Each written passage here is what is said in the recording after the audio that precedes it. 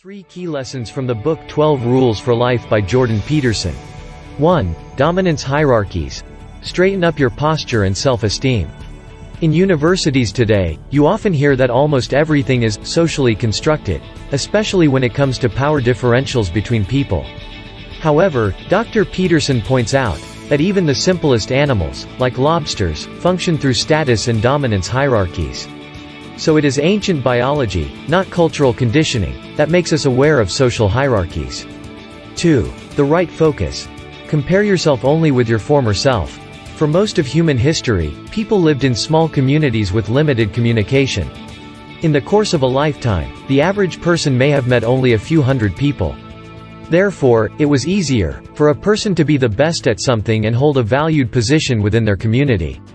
Growth of the human population today, however, we live in a society that is globally connected, so we come into contact with many more people than our ancestors did.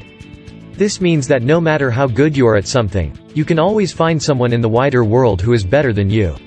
Respect that everyone has a different starting situation, with their own advantages, disadvantages, talents and weaknesses. In the long run, Peterson says, the direction we move in is much more important to our happiness than assessing exactly where we are. In one study, people were asked to count how many times a basketball was passed between a group of teenagers on a television. Because they were focused on the ball, half of the participants missed a man in a gorilla costume running in the middle of the video. So if we focus on and move toward the highest positive value we can imagine, the world we perceive will look very different. Compare yourself to what you were yesterday, not to what someone else is today. 3. Chaos and order. Always have one foot in the unknown. The great psychologist Carl Jung said that archetypes are fundamental patterns or images which are found across cultures.